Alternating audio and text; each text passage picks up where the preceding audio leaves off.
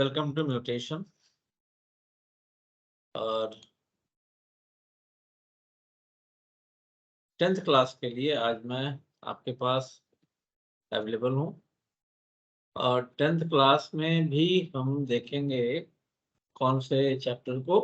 Second chapter, first chapter मैंने पीछे बात की है, अभी क्वेश्चन आंसर आगे भी बात करते रहेंगे उसके बारे में। लेकिन बात करेंगे आज एसिड एंड बेस की, acid base and salt, second chapter. और चैप्टर काफी मार्केबल है और इसे बिल्कुल थोरोली स्टडी करने की जरूरत है। अब स्टार्ट करने से पहले एक जो गुजारिश है आपसे, आप इस चैनल को ज्यादा से ज्यादा सब्सक्राइब करवाएं, लाइक करें,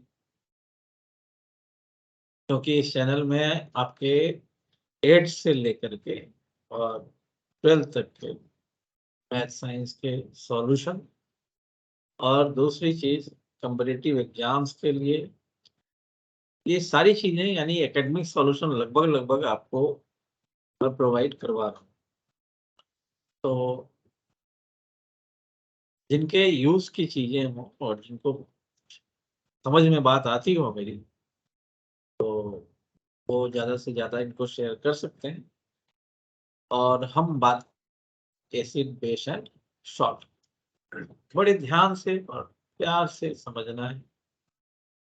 थोरोली पढ़ने की चीज है, अगर आप थोरोली नहीं पढ़ेंगे तो फिर आप समझ कर सकते हैं। तो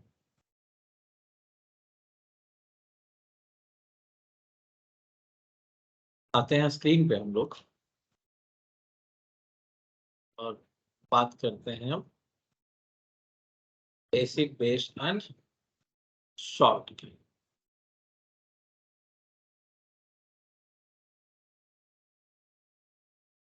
यस,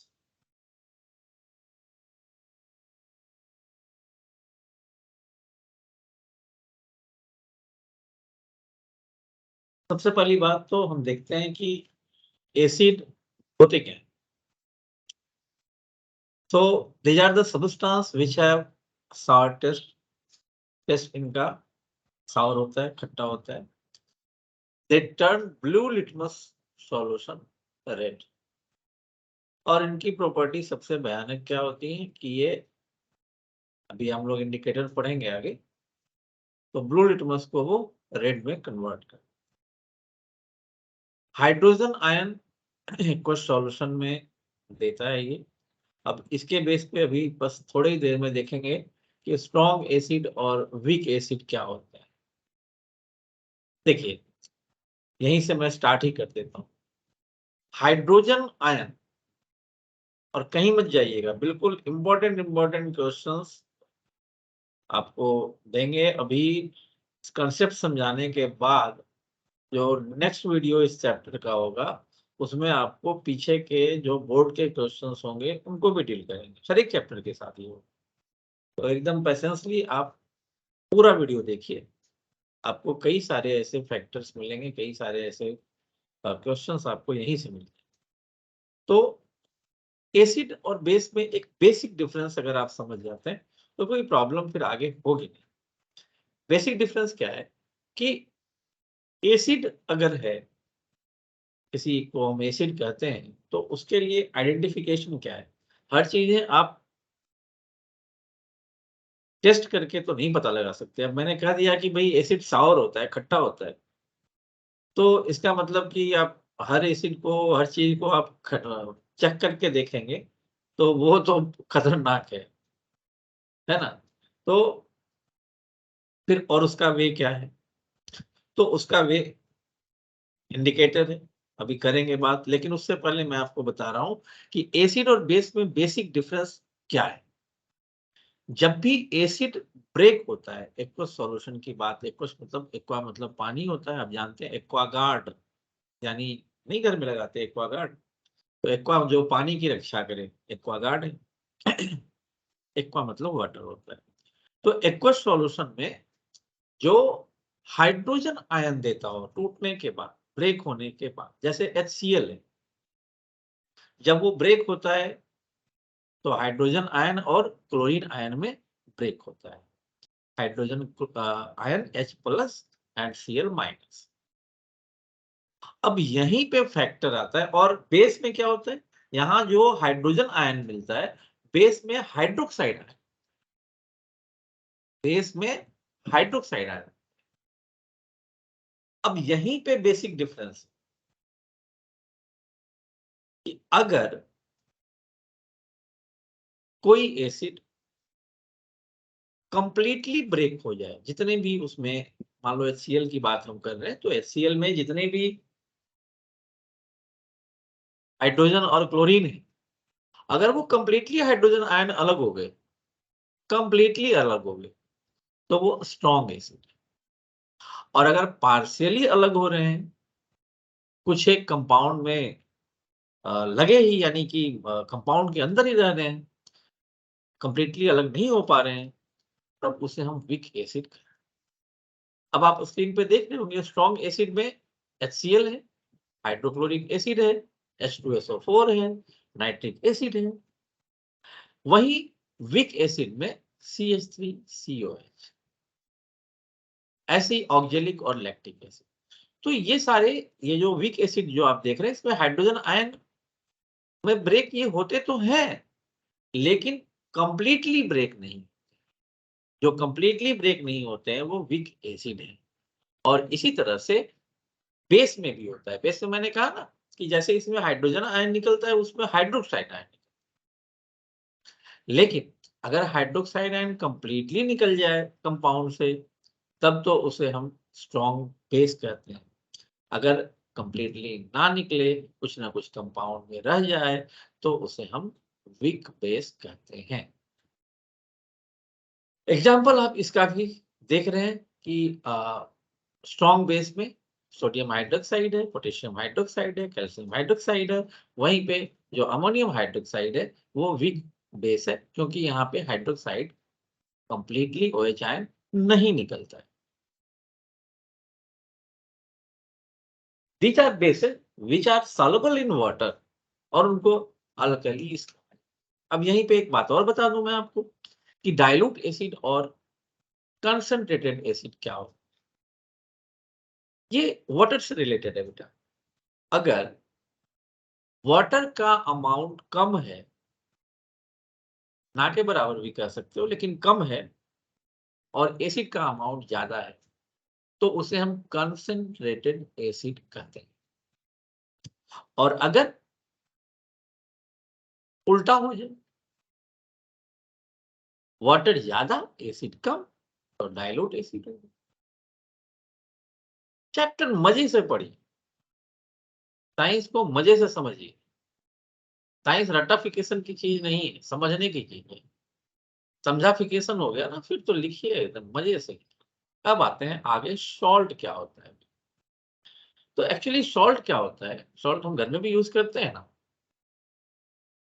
NaCl कहते हैं, उसका फॉर्मूला NaCl होता है, सोडियम क्लोराइड होता है वो। कई सारे बच्चों को पूछ लेता हूँ ऑफलाइन क्लास वगैरह में, आधे बच्चे हाथ खड़े कर देते हैं, नहीं पता जी, बस खाते हैं जी। ये एक्चुअली प्रॉब्लम क्या है पता है? कि हम लोग सिर्फ साइंस को एक रटिफिकेशन की बात समझते हैं, यही प्रॉब्लम है।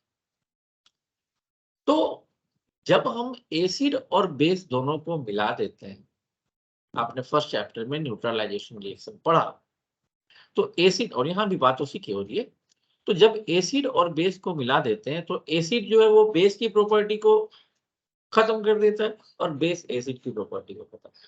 बस ये दोनों मिलके वहीं पे क्या बना देते हैं, सॉल्ट बना। न्यूट्रलाइजेशन रिएक्शन में एसिड और बेस मिलते हैं, एसिड की भी प्रॉपर्टी नील हो जाती है, बेस की भी प्रॉपर्टी नील हो जाती है, और एक नया कंपाउंड बन जाता है जिसको कहते हैं सॉल्ट। क्लियर है?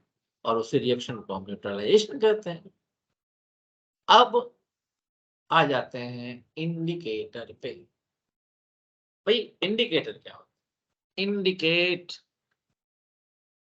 यानी कि जो इंडिकेट की हिंदी क्या होती है? इशारा कर, है ना? तो इंडिकेटर आप व्हीकल में भी देखते हैं। जब व्हीकल हम चलाते हैं, हमें बाएं मुड़ना होता है तो बाएं का इंडिकेटर देते हैं, राइट मुड़ना होता है राइट का इंडिकेटर देते हैं। तो उससे क्या होता है, पीछे वाले को पता लग जाता है कि हाँ भैया सतर्क हो जाओ, ये किस साइड में जाने वाला है, पता है ना? तो इंडिकेटर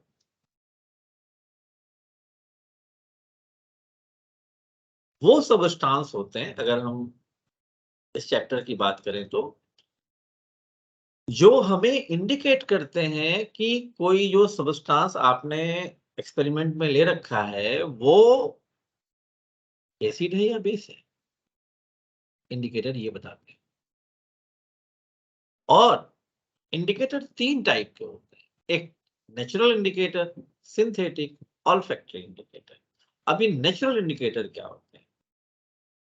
फाउंड इन नेचर, नाम से ही पता लग रहा है, जो गॉड गिफ्टेड है, जो हमने नहीं बनाया, जो भगवान ने, प्रकृति ने दिया है, नेचुरल इंडिकेटर।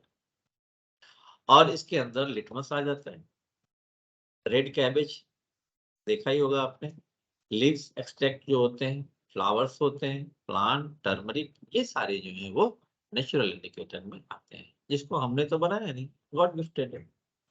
और सिंथेटिक इंडिकेटर वो होते हैं जो हमने सिंथेसाइज किया है, मैन मेड इंडिकेटर में। सिंथेटिक इंडिकेटर मिथाइल ऑरेंज है, फेनोक्सिलिन है, सारे जो है कंपाउंड हमने ही बनाए, जितना चाहे उतना प्रोड्यूस कर सकते हैं, वो सिंथेटिक केमिकल सब्सटेंस। और ऑल्फैक्टरी इंडिकेटर, ऑल्फैक्टरी जो है वो हमारे स्मेल से, ऑल्फैक्टरी नर्व्स भी होते हैं, ऑल्फैक्टरी रीजन भी होता है हमारे माइंड में। तो ये ऑल्फैक्टरी इंडिकेटर जो है वो स्मेल से रिलेटेड होते हैं। These substance have different other in acid and base. अगर अलग अलग अदर आ गया, स्मेल आ गया, तब हम बता देते हैं कि हाँ ये एसिड होगा या बेस होगा। तो ये 3 टाइप के इंडिकेटर। अब देखिए नेचुरल इंडिकेटर में करता क्या है साहब? तो नेचुरल इंडिकेटर में हमने लिटमस को अभी पढ़ा। एसिडिक सॉल्यूशन में उसका कलर रेड हो जाता है और बेसिक सॉल्यूशन में ब्लू हो जाता है। ऐसे ही जो रेड कैबेज होते हैं, उनका जो लीफ एक्सट्रैक्ट होता है वो एसिडिक में रेड हो जाता है और बेसिक में ग्रीन ही रहता है, ग्रीन हो जाता है। ऐसे ही जो फ्लावर है हाइड्रेंगिया प्लांट का, ब्लू और पिंक एसिड और बेस में कन्वर्ट होते हैं। टर्मरिक जो है वो एसिडिक सॉल्यूशन, टर्मरिक समझते हैं, हल्दी जो होता है, तो एसिडिक सॉल्यूशन में उसका कोई इफेक्ट नहीं होता है, कोई चेंज नहीं होता है। बट जैसे ही बेस, बेस क्या होता है, पानी जो सॉपी नहीं होता ना, सॉप का जो वाटर होता है वो बेस है। तो कभी आप देखेंगे कि आपके किसी कपड़े वगैरह पे अगर हल्दी लगा हुआ हो और उसे धोते हैं आप, जब उसे सॉप के कांटेक्ट में लाते हैं तो उसका कलर चेंज हो जाता है, बेस है।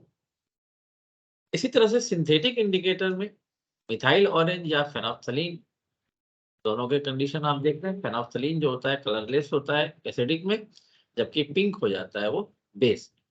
इसी तरह से जो मिथाइल ऑरेंज है रेड होता है एसिडिक में, जबकि येलो हो जाता है बेसिक। ये तो बात होगी सिंथेटिक की। अब आ जाते हैं ऑल्फैक्टरी इंडिकेटर। ओनियन, क्या समझते ही हैं? इसका जैसा जब आप एसिडिक के लिए यूज करेंगे तो इसका एक अलग टाइप का स्मेल आपको महसूस होगा, जबकि बेस में कोई स्मेल नहीं है।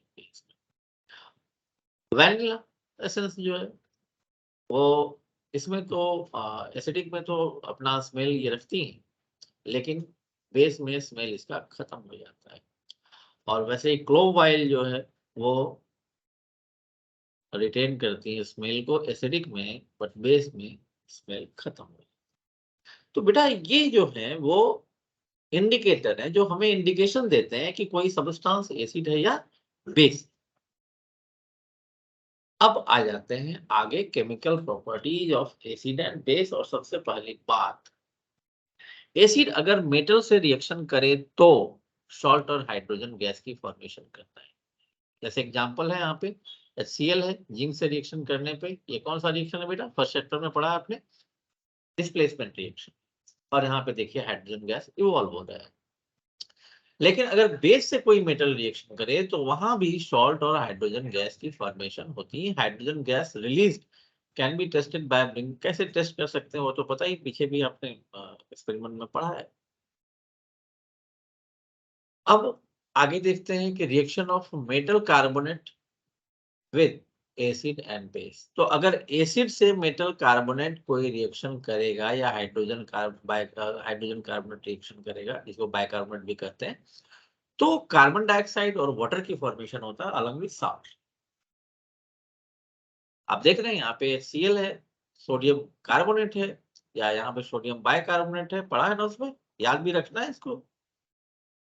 अभी आगे भी पढ़ेंगे इसके बारे में कि कैसे फॉर्मेशन होता है। तो अगर रिएक्शन करते हैं सोडियम क्लोराइड कार्बन डाइऑक्साइड और वाटर की फॉर्मेशन करता है, जबकि बेस का कोई माने मतलब नहीं होता कि कोई भी किसी भी टाइप का रिएक्शन कार्बोनेट से बाइकार्बोनेट से नहीं करता। ओके, अब आगे देखते हैं reaction of acid and base with each other. तो ये पहले ही बात कर ली हमने न्यूट्रलाइजेशन रिएक्शन की। एसिड और बेस अगर आपस में रिएक्शन करेंगे तो वो सॉल्ट बनाएंगे, वाटर देंगे।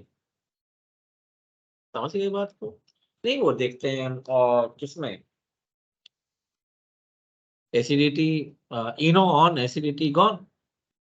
पेट वेट में दर्द होना, जब खाली पेट आप स्कूल चले जाते हो, असेंबली चले जाते हो, और वहां पे जब नाच नाच के गिरते हो शक्तिमान की तरह, तो वहां पे या पेट में दर्द होना शुरू होता है तो एसिड बनता है, और उस एसिड को न्यूट्रलाइज करने के लिए इनो देना पड़ता है। इनो गया, एसिडिटी गॉन हुआ, एकदम सर दर्द, हेडेक और ये वो सब ठीक हो जाए। अब आगे चलते हैं, न्यूट्रलाइजेशन रिएक्शन के बाद बात करते हैं reaction of metallic oxide with acid. तो मेटालिक ऑक्साइड जो होते हैं वो बेसिक होते हैं नेचर में। अब समझ ही गए आप, जब बेसिक होते हैं मेटालिक ऑक्साइड, तो बेस जब एसिड से रिएक्शन करेगा तो क्या बनेगा, अभी अभी पढ़ा ना, सॉल्ट की फॉर्मेशन करेगा और वाटर देगा। ओके, अब आगे आती है बात कि why do all acids and base have in common. Common क्या है, हाइड्रोजन आयन है, OH है उसमें, हाइड्रोक्साइड है, बट हाइड्रोजन H प्लस तो है ना। Acids, all acids have H plus ions in common. Acid produce hydrogen ion in solution which are responsible for their acidic properties. सारी प्रॉपर्टी हाइड्रोजन आयन के कारण ही होती है। ऑल बेसेज है hydroxide ion in common, उसमें hydroxide ion common होते हैं। Starting में मैंने बात करी आपसे। अब एसिड और बेस इन वाटर सॉल्यूशन, भाई acid produce hydrogen ion in presence of water, aqueous solution में ये भी पहले ही मैंने बात कर ली आपसे। और hydrogen ion cannot exist alone, they exist as hydronium ion. ये भी बड़े इंपॉर्टेंट बात है भाई, कि हाइड्रोजन आयन जो है वो कभी फ्री नहीं रहता, नसेंट नहीं रहता, इसलिए वो हाइड्रोजन वाटर से मिलकर के हमेशा हाइड्रोनियम आयन के फॉर्म में मिलता है। जब समय पड़े तो वो हाइड्रोजन आयन अलग हो जाता है, जब भी जरूरत पड़े तो। Basis when dissolved in water gives hydroxide ion, aqueous solution में हाइड्रोक्साइड आयन देते हैं। और अभी पीछे हमने पढ़ा है कि भाई वो अल्कली होते हैं। ये है एसिड और बेस की बात। हाँ, एक बड़ा इंपॉर्टेंट क्वेश्चन है ये जो सामने दिख रहा है, बहुत ही इंपॉर्टेंट। कॉमन सेंस की बात है बट हम लिख नहीं पाते हैं। और अभी अभी मैंने लास्ट ईयर भी प्री बोर्ड में, इवन बोर्ड के किसी सेट में भी मुझे याद है कि कुछ था क्या, ये देखिए क्वेश्चन क्या कह रहा है, व्हाई डाइल्यूटिंग एसिड, डाइल्यूट और कंसंट्रेटेड तो मैंने आपको समझा ही दिया। तो जब एसिड को हम डाइल्यूट करते हैं, यानी कि जब हम उसमें वाटर मिलाएंगे तभी ना डाइल्यूट होगा। तो जब हम डाइल्यूट करते हैं एसिड को, तो हम क्या करते हैं, it is recommended that the acid should be added to water. तो कहा जाता है कि वाटर आप ले लो और उसमें धीरे धीरे एसिड डालो, ना कि एसिड ले लो और उसमें ऊपर से वाटर डालो। अगर एसिड में वाटर डालोगे, उसको डाइल्यूट करोगे, तो पता है क्या होगा, एक तो जब हम डिसॉल्व करते हैं तो वो हाईली एक्सोथर्मिक होता है। एक्सोथर्मिक एंडोथर्मिक लास्ट चैप्टर में पढ़ा आप, एक्सोथर्मिक। और जब एक्सोथर्मिक होता है तो हीट बहुत तगड़ी आती है बाहर, और हीट जब आएंगी तो फिर हमारा आपका क्या होगा, जलेंगे ना, परेशानियां आएंगी ना। तो दूसरी बात कि वो स्प्लैश आउट, यानी कि मान लो ऊपर से वाटर डाला आपने और वो छलक गया बाहर। अब आसपास में एक्सपेरिमेंट आप कर रहे हो, आपका काम हो गया खत्म, जल गया। तो if water is added to acid, the heat generated may cause the mixture to splash out and cause burns, and the glass container may also break due to excessive local heating. तो इसलिए हम acid में water नहीं mix करते, water ले लेते हैं, उसमें एसिड मिक्स करके उसको डाइल्यूट करते हैं। Okay, most important question. अब आगे बात आती है कि स्ट्रेंथ कितनी है एसिड और बेस की। इसको एस्टिमेट करने के लिए यूनिवर्सल इंडिकेटर का यूज किया जाता है। जैसे नंबर आते हैं वैसे वैसे हम समझते हैं कि हाँ ये स्ट्रॉन्ग एसिड है या वीक एसिड है। Is a mixture of several indicator, it shows different colours at different concentration of hydrogen ion. तो यूनिवर्सल इंडिकेटर जो है, उससे हम एसिड का भी पता लगा लेते हैं, बेस का भी पता लगा लेते हैं, और पता लगता है उसके कलर से। अलग अलग कलर होते जाते हैं और कलर को हम रीड आउट करते हैं कि हाँ ये एसिड की प्रॉपर्टी शो कर रहा है या बेस की प्रॉपर्टी। अब बात आ जाती है pH scale, scale of measuring hydrogen ion concentration in a solution. किसी सॉल्यूशन में हाइड्रोजन आयन का कंसंट्रेशन कितना है, इससे हम पता लगा लेते हैं कि वो एसिड है या बेस है। पीएच का फॉर्मूला ही होता है माइनस लॉग, इसमें शायद नहीं लिखा होगा, minus log concentration of hydrogen ion. Hydrogen ion के कंसंट्रेशन से पीएच स्केल निकाला जाता है। और पीएच स्केल में 0 से लेके 14 तक का जैसे स्केल होता है जिससे हम लाइन वगैरह खींचते हैं मैथ्स में, तो वैसे पीएच स्केल में 0 से लेके 14 तक की काउंटिंग होती है। बीच में 7 आ गया, 7 से लेके 14 तक जब हम असेंडिंग ऑर्डर में जाते हैं, तो जैसे जैसे आप 7 से 14 तक जाएंगे, वैसे वैसे 7 से लेके जब 14 तक जाएंगे आप, तो बेसिक नेचर जो है वो इनक्रीज होता है, बेसिसिटी बढ़ती है। और जब आप 7 से 0 की साइड में जाएंगे तो एसिडिटी बढ़ती है। तो जितना कम नंबर, 7 से जितना कम नंबर उतना एसिडिक ज्यादा, और 7 से जितना ज्यादा नंबर उतना बेसिक ज्यादा। क्लियर। अब इंपॉर्टेंस क्या है भाई पीएच का एवरीडे लाइफ में, तो प्लांट एंड एनिमल दोनों जो है वो पीएच सेंसिटिव होते हैं। जैसे हमारा जो शरीर है वो 7 से लेके 7.8 के बीच में अगर पीएच हो तो प्रॉपर्ली अच्छे से वर्क करता है। When pH of rainwater is less than 5.6, it is called acid rain. Taj Mahal का नाम तो सुना ही होगा। ताजमहल से एक बात याद, छोड़ो नहीं बताते, कहोगे ये कंट्राडिक्शन कर देते हैं, है ना।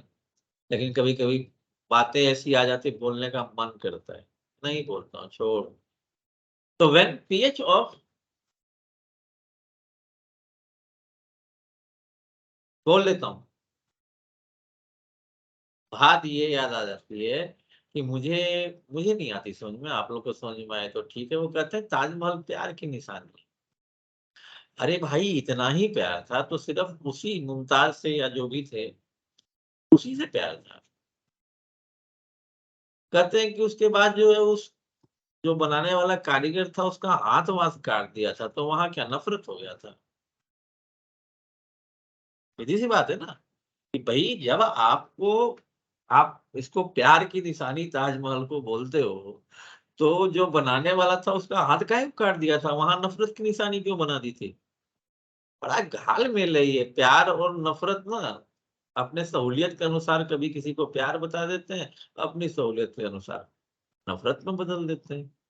बात थोड़ी अटपटी सी है, खैर आगे बढ़ते हैं। तो पीएच ऑफ द सॉइल देखो, अब तो मान लो जो फार्मर है वो ज्यादा एक्टिव हो गए, पढ़े लिखे भी, फार्मर फ्रेंड्स भी अब होते हैं हर गांव वगैरह में, प्रखंड वगैरह में। लेकिन कभी होता था ना, पहले क्या होता था कि जैसे फार्मर वगैरह अपने फील्ड में कोई अनाज वगैरह क्रॉप्स वगैरह लगा दिए। अब उनको किसी साल ना बहुत अच्छा क्रॉप्स मिला। तो वो कहते थे यार इस बार तो बड़ा अच्छा मिला, अगली बार भी यही क्रॉप्स लगा देते। तो आपने पढ़ा है छोटी क्लासों में भी कि जब आप बार-बार एक ही क्रॉप्स को लगाते हैं तो उसकी जो न्यूट्रिएंट पावर है वो कम हो जाती है। कई बार जो फील्ड है, खेत है, वो ज़्यादा एसिडिक और बेसिक हो जाता है। तो ज़्यादा अति सर्वत्र बजाड़ दे, अति सर्वत्र बढ़ जाए तो थोड़ा-सा अपभ्रंश करके मैं बोलता हूँ, अति सर्वत्र बजाड़ दे। बजाड़ दे का मतलब उठा के पटक दे, है ना? तो अति नहीं होना चाहिए। तो अगर पीएच का अति हो गया, पीएच एक्स्ट्रा हो गया, तो पीएच ज़्यादा कम हो गया तब भी प्रॉब्लम, ज़्यादा हो गया तब भी प्रॉब्लम। तो उसे चेक करने के लिए अ, स्पेसिफिक पीएच रेंज का हमें आइडिया पता होना चाहिए। डाइजेस्टिव सिस्टम में भई our stomach produces HCl acid, आपको पता है, अभी लाइव प्रोसेस में आप पढ़ेंगे आगे। तो स्टमक में HCl acid hydrochloric acid present होता है, जो कि एंजाइम को एक्टिवेट करता है, डाइजेशन में हेल्प करता है। During indigestion stomach produces more acid and cause pain and irritation. जब इनडाइजेशन हो या उसको आप काम नहीं दे रहे हो स्टमक को, तो एसिड जो है वो जब प्रोड्यूस होता है तो वो हमें काफ़ी दर्द देता है, प्रॉब्लम करता है। और इसी के लिए अभी जैसे मैंने इनो की बात की थी, तो मिल्क ऑफ मैग्नीशिया वगैरह यूज़ किए जाते हैं, ताकि जो है हमारा डाइजेस्टिव सिस्टम फिर से ठीक-ठाक हो जाए। पीएच पीएच का फैक्टर हो गया। PH change as cause of tooth decay. 5.5 से जब भी कम माउथ का हो जाता है, रात में मम्मी-पापा सजेस्ट करते हैं ना, खाना खाने के बाद ब्रश कर लो, पता है ब्रश क्या कर लो, सुबह तो किया था। अच्छा बड़ा बढ़िया एग्ज़ाम्पल भी दे देते हैं। ये इतना बड़ा हाथी होता है, हाथी तो अपने दाँत को ब्रश करता ही नहीं है, हम क्या करें? अरे भैया हाथी के जैसा थोड़े हैं हम, हाथी का जीने का अपना तरीका है, वो तो हर्बीवोरस है ना? हम लोग तो जो है हर्बीवोरस कब का छोड़ दिए, बहुत सारी चीज़ें। तो tooth enamel made up of calcium phosphate, जो कैल्शियम फॉस्फेट का बना होता है, जिससे चमकीला वो नज़र आता है। Does not dissolve in water but corrodes when pH is lower. Dissolve तो नहीं होता ये वाटर में, पानी से कोई फ़र्क नहीं पड़ता। लेकिन जब पीएच लोअर हो जाता है 5.5 से due to acid produced by degradation of food particle, जब हम साफ-वाफ नहीं करते हैं, जब उसी में रह जाता है, तो फिर वो नुकसान करता है, टूथ डिके करता है। और उसी से बचने के लिए हम जो टूथपेस्ट यूज़ करते हैं ना, वो बेसिक होता है। तो वो एसिडिटी जो हमारे माउथ में उसको खत्म कर। अब लास्ट बात सेल्फ डिफेंस की आती है कि self defence by animals and plants through chemical warfare. Chemical warfare, डंक तो मारते हैं जब वो, तो हमें लगता है कि वो मुझे काट लिया या डंक मार दिया, लेकिन एक्चुअली क्या है कि वो भी सेल्फ डिफेंस में होता है। उसे ऐसा लगता है कि अगला मार देगा मेरे को, उससे पहले वो काम कर, चाहे बी स्टिंग है या sting hair of natural leaves, जो भी ये सारे हैं वो उसमें एसिड होता है, और फिर वो जब डंक मारता है हमें तो उससे पेन होता है इसके कारण। अब आ जाते हैं कुछ कंपाउंड के ऊपर, और कंपाउंड में सबसे पहली बात हम लोग करेंगे सोडियम हाइड्रोक्साइड की। और when electricity pass through an aqueous solution of sodium chloride, brine solution जो होता है, it decompose to form sodium hydroxide। इसे हम क्लोर अल्कली प्रोसेस का इंपॉर्टेंट क्वेश्चन है, इस बार भी देखा था। तो ये रिएक्शन है, सोडियम क्लोराइड और वाटर मिक्स होकर के सोडियम हाइड्रोक्साइड, क्लोरीन और हाइड्रोजन की फॉर्मेशन करते हैं, और इस तरह से सोडियम हाइड्रोक्साइड की फॉर्मेशन होती है। अब बात है सोडियम हाइड्रोक्साइड का यूज कहाँ होता है इस कंपाउंड का। तो कंपाउंड का यूज फ्यूल के रूप में, जो हाइड्रोजन निकला ना यहाँ पे H2, तो इसका यूज हो जाता है फ्यूल के रूप में, मार्केटिंग के रूप में। क्लोरीन का वाटर ट्रीटमेंट, नहीं बरसात के दिनों में जब कीड़े वो बैक्टीरिया वगैरह के पानी आ जाते हैं, तो वहां पे क्लोरीन गैस या क्लोरीन के टैबलेट मिला दिए जाते हैं, पीवीसी बनाने के लिए, क्लोरोफ्लोरोकार्बन को बनाने के लिए। HCl जो है वो स्टील को क्लीन करने के लिए, मेडिसिन में HCl तो यूज होता ही। सोडियम हाइड्रोक्साइड का यूज पता ही है आपको, decreasing metal, soap and paper making. तो इस तरह से ये, और क्लोरीन और सोडियम हाइड्रोक्साइड ब्लीच करने का काम, हाउस होल्ड ब्लीचिंग जो होती है, ब्लीचिंग फैब्रिक्स को ब्लीच करते हैं, उन सब में काम। ये तो बात हो गई हमारी सोडियम हाइड्रोक्साइड और उसके फॉर्मेशन क्लोर अल्कली प्रोसेस की।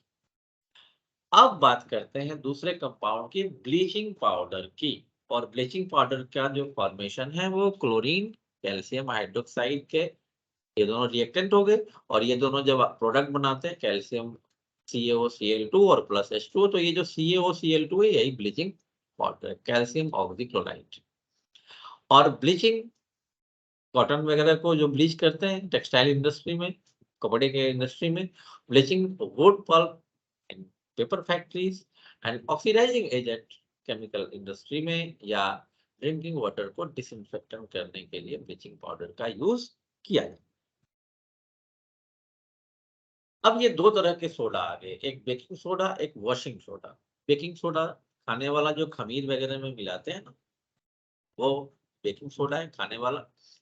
और इसकी जो प्रिपरेशन है वो sodium chloride, water, carbon dioxide और NH3, तो NH4Cl, और साथ में ये बनता है सोडियम हाइड्रोजन कार्बोनेट, जिसको हम कहते हैं सोडियम बाइकार्बोनेट, या जिसको हम कहते हैं बेकिंग सोडा। और मिल्क नॉन करसिव बेस होता है। और जब ये हीट किया जाता है, देखना बेटा, जब हीट किया जाता है तो ये सोडियम कार्बोनेट की फॉर्मेशन कर लेता है। बड़े ध्यान, बहुत इंपॉर्टेंट बात बता रहा हूँ, ध्यान से यहीं पे बता देता हूँ, फिर मैं यूज बताऊंगा। अगर मैं वॉशिंग सोडा की बात करूं तो आप यहाँ पे डायरेक्ट देख रहे हो आप कि सोडियम कार्बोनेट में 10H2O मिलाने के बाद ये यहाँ बन गया वॉशिंग सोडा। लेकिन जब आपसे सवाल पूछे जाएंगे कि वॉशिंग सोडा की फॉर्मेशन कैसे होती है, तो वहां पे ये डायरेक्ट लिखने पे रॉन्ग है। आपको पहले तो दिखाना पड़ेगा फर्स्ट रिएक्शन ये कि बेकिंग सोडा कैसे फॉर्म होता है, इसका रिएक्शन। फिर सेकंड में आपको दिखाना पड़ेगा कि इस बेकिंग सोडा को जब हम हीट करते हैं तो वो सोडियम कार्बोनेट बनाता है। फिर थर्ड स्टेप में आप ये रिएक्शन लिखेंगे कि वो वॉशिंग सोडा में कन्वर्ट होता है। डायरेक्ट लिखेंगे तो गई पानी बहस। अब रही बात की बेकिंग सोडा का यूज कहाँ है, तो फॉर मेकिंग बेकिंग पाउडर जो बताया था उसका यूज, इंग्रेडिएंट एंटासिड में यूज होता है, और सोडा एसिड या फायर एक्सटिंग्विशर, यानी जो आग बुझाने के लिए करते हैं यूज वहां पे। और वॉशिंग सोडा तो पता ही है, ग्लास, शॉप, पेपर इंडस्ट्री, बॉरेक्स की मैन्युफैक्चरिंग में, या डोमेस्टिक पर्पस में साफ सफाई के लिए, for removing permanent hardness of water, इन सब में यूज किया जाता है। अब आ जाते हैं प्लास्टर ऑफ पेरिस पे लास्ट कंपाउंड पे पीओपी, हाथ वाथ पैर वैर टूट जाए तो लगाते हैं, छत में सीलिंग वगैरह कहीं गड़बड़ हो जाए तो पीओपी यूज करते हैं, बहुत जगह यूज करते हैं। और ये जिप्सम को हीट करने के बाद हमें मिलता है, ये देखना बेटा। CaSO4 इंटू 2H2O जिप्सम है। जब इसको हम हीट करते हैं 373 केल्विन पे, it losses water molecules and becomes plaster of Paris. और जब इस प्लास्टर ऑफ पेरिस को आप वापिस अगर वाटर से मिक्स कर दोगे तो देखो ये वापिस आपको जिप्सम मिल जाता है, जो काफी हार्ड होता है ना, वाटर से मिलने के बाद। तो डॉक्टर यूज करते हैं, use POP for supporting fractured bones, for making toys वगैरह इसके लिए भी यूज होता है, और सरफेस को स्मूथ बनाने के लिए भी यूज होता है। लास्ट बात, एक कहानी सुना ही देता हूँ, आप यहाँ पे देख लो, वाटर ऑफ क्रिस्टलाइजेशन लिखा हुआ है, वाटर ऑफ क्रिस्टलाइजेशन, है ना। और इसमें कई सारे एग्जाम्पल हैं, जैसे कॉपर सल्फेट का है, सोडियम कार्बोनेट का है, कैल्शियम सल्फेट का है। आप सब के लास्ट में देख रहे हो, कॉपर सल्फेट में 5H2O यानी कि 5 मॉलिक्यूल वाटर के जुड़े हुए हैं, 10 मॉलिक्यूल वाटर के जुड़े हुए हैं इसमें। कैल्शियम सल्फेट में 2 वाटर के जुड़े हुए हैं। ऐसे ही जब हम बात करते हैं फेरस सल्फेट की, तो उसमें 7H2O जुड़ा हुआ होता है, 7H2O जुड़ा हुआ होता है। तो ये सारे वाटर ऑफ क्रिस्टलाइजेशन कहलाते हैं। अब मैं एक कहानी सुनाता हूँ, हंसना मत, हाँ बिल्कुल हंसना मत है। तो स्टोरी क्या है कि जब मैं 11वीं 12वीं में था तो उसमें लाल किला घूमने का बड़ा शौक था। लाल किला चले गए, मैं और मेरा एक दोस्त। अब लाल किला से जब बाहर निकले तो वहां डमरू बजाते हुए बहुत कलाकार 2-3 खड़े थे, जादू दिखा। तो हम लोग भी खड़े हो गए, भाई कौन सा जादू है। तो क्या देखा, अरे हाथ में उसने एक सफेद सा लिया क्रिस्टल, बोला देखो भाई कैसा है, सफेद है। सबने कहा व्हाइट है, सफेद है। बोला अब देखो कैसा है, अब मैं फूंक मारूंगा। फूंक मारा, अब दिखा, अरे नीला हो गया, जादू हो गया। बोला ऐसा ही नहीं, फिर से उसने क्रिस्टल लिया, दूसरा व्हाइट। बोला अब देखो फूंक मारूंगा, अब ये ग्रीन हो जाएगा, हरा हो जाएगा। और मारा तो ग्रीन हो गया। ओ लाओ लाओ भाई पैसे लाओ, 10 रुपए 10 रुपए लाओ। समझ गए। अब मैंने वाटर ऑफ क्रिस्टलाइजेशन समझाया और मैंने कहा कि एक ग्रीन हो गया, एक क्या हो गया, ब्लू हो गया। अब आपको बताना है कि वो कंपाउंड कौन से थे, क्या जादूगर के पास वो जादू थी कि वो ग्रीन और ब्लू कलर का क्रिस्टल व्हाइट से चेंज कर दिया। और उसका अनदर नेम क्या है, ये मैं आपके ऊपर छोड़ता हूँ, थोड़ा सर्च करो, बताओ आप मुझे, है ना। तो ये बातें मैं आपके ऊपर छोड़ता हूँ। तो फिर से वही बात मैं कहता हूँ आपसे, कि एक सेइंग है, एक कहावत है, श्लोक है कि अति सर्वत्र वर्जयेत, अति सब जगह वर्जित। लेकिन मैं उसको कहता हूँ अति सर्वत्र बाजार दे, यानी कि अति करोगे तो उठा के पटक देगा, बाजार दे। बिहारी कहावत है, कभी कभी सुन लिया करो, ठीक है। तो बेटा अब आप एसिड बेस को अच्छे से पढ़िए, समझिए, और जहां भी आपको कोई दिक्कत हो तो कमेंट में फिर से बोलिए। एक मैंने लास्ट में आपको वर्क दे दिया है ग्रीन और ब्लू का, उसको सर्च कीजिए, और उस सर्च तो वही करेंगे ना जो पूरा वीडियो को देखेंगे, और अच्छे से इसको कंप्लीट कीजिए। हाँ, कोई सुझाव हो, कोई समस्या हो, तो आप मुझे जरूर बताएं। तहे दिल से आपका स्वागत है, आपके सवालों का जवाब जरूर देंगे। और मेरा भी एक रिक्वेस्ट है कि आप तो अच्छा लगेगा, समझ में आए मेरी बातों को, जो मैं अलग-अलग मैं साइंस के टॉपिक्स देता हूँ, तो आप ज़्यादा से ज़्यादा प्रेफ़र करें ताकि इस चैनल को ग्रो करने में और ज़्यादा से ज़्यादा लोगों के पास पहुँचाने में आप मेरी हेल्प कर सकें। तो अभी के लिए इतना ही, मिलते हैं अगली क्लास में, तब तक के लिए जय हिंद।